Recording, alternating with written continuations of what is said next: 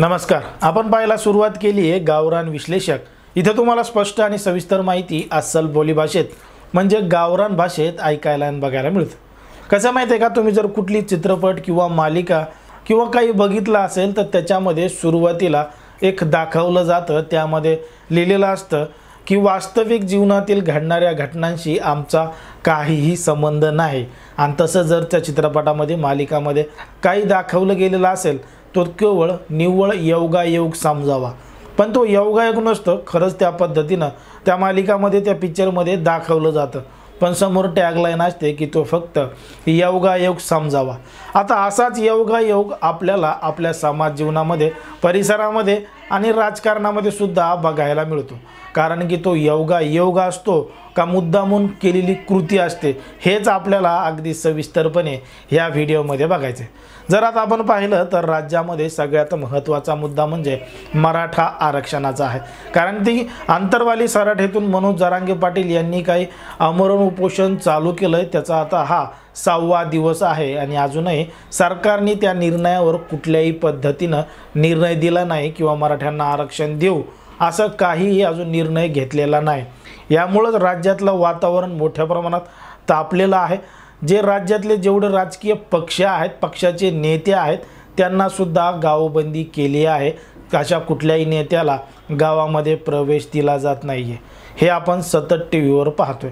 पण यामध्ये जर आपण पाहिलं तर अनेक नेतेसुद्धा गावामध्ये बळजबरी जाण्याचा प्रयत्न करतात आणि त्यांच्यासोबत कशा पद्धतीनं घडतंय, त्यांच्यावर हल्ला होतोय, त्यांच्या गाड्या फोडल्या जातात, हे सुद्धा आपण पाहतोय. आणि राज्यभरातून मनोज जरांगे पाटील यांना मोठा पाठिंबा देखील मिळाला आहे. मनोज जरांगे पाटील हे आता पाणीसुद्धा घेत नाही आहेत, त्यांची तब्येत अतिशय खालावलेली आहे. अशा परिस्थितीतच दुसरीकडं मात्र जे राष्ट्रवादीचे नेते आहेत ते मात्र जास्त ॲक्टिव्ह किंवा मराठा आरक्षणावर बोलताना दिसत नाहीत. त्यामध्ये महत्त्वाचं नाव येतं ते म्हणजे शरद पवार यांचं आणि त्यानंतर नाव येतं अजित पवार यांचं. अजित पवार आता हे उपमुख्यमंत्री आहेत, सत्तेमध्ये आहेत. तिकडे देवेंद्र फडणवीस आहेत, एकनाथ शिंदे हे देखील आहेत.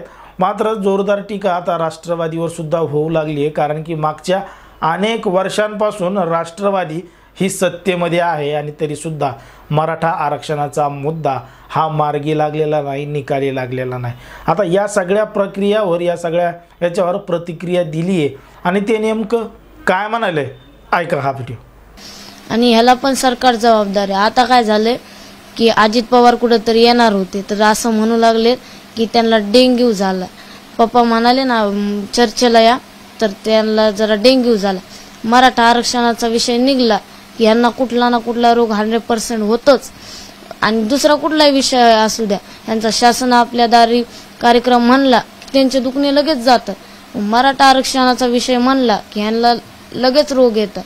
ऐकलं, ती मुलगी काय म्हणते? ती मुलगी आहे मनोज जरांगे पाटील यांची. मनोज जरांगे पाटील यांच्या मुलीनं अगदी स्पष्टपणे बोलून दाखवलंय. म्हणजे कसं असतं, काही काही लोकांना सगळं कळूनसुद्धा समजूनसुद्धा स्पष्टपणे बोलता येत नाही, पण त्या मुलीनं मात्र या ठिकाणी स्पष्टपणे बोलून दाखवलं आहे. आणि ती म्हणतीये जेव्हा जेव्हा मराठा आरक्षणाचा विषय येतो तेव्हा तेव्हा पवारांना रोग होतो. म्हणजे त्यांनी अजित पवारांचं नाव घेतलं आहे. कारण की अजित पवारांना सध्या डेंग्यू झाला आहे आणि अजित पवार त्यामुळं आजारी असल्यामुळं ते त्यांच्यावर उपचार घेत आहेत. ते कुठल्याही कार्यक्रमाला किंवा कुठल्याही समारंभाला ते जात नाही आहेत. म्हणूनच मराठा आरक्षणाचा मुद्दा निघाला आणि अजित पवारांना डेंग्यू झाला किंवा पवारांना रोग झाला असं सुद्धा मनोज जरांगे पाटील यांच्या मुलीनं सांगितलं. जर आपण पाहिलं तर तिनं स्पष्टपणे सांगितलं आहे. कारण की आपण सुरुवातीला ज्या पद्धतीनं पाहिलं की एखादं दृश्य दाखवलं जातं ते खरं असतं, पण त्याआधी फक्त तो योगायोग समजावा असं लिहिलेलं असतं. मग आता अजित पवारांना झालेला डेंग्यू हा जरी खरा असला तरीसुद्धा तो योगायोग समजला जात आहे का? कारण की मराठा आरक्षणाचा मुद्दा राज्यामध्ये एकदम ज्वलंत आहे, महत्त्वाचा आहे. आणि अशातच अजित पवार हे बिमारी पडलेत, आजारीसुद्धा पडलेत. बरं, हा फक्त अजित पवारांचाच विषय आहे का? या अगोदरसुद्धा ज्या पद्धतीनं उद्धव ठाकरे यांना मानेचा त्रास झाला होता, ते आजारी पडल्याचं ते सांगत होते आणि तेव्हाच शिवसेना फुटली होती. मग तो सुद्धा एक निव्वळ योगायोग होता का? मुद्दाम उद्धव ठाकरे हे आजारी पडले होते का किंवा घराबाहेर निघत नव्हते का? त्याच्यामुळं उद्धव ठाकरे यांच्यावर सुद्धा जोरदार टीका होते की उद्धव ठाकरे हे घराबाहेर निघत नव्हते कारण की उद्धव ठाकरे हे आजारी होते असं सुद्धा त्या काळात सांगितलं गेलं।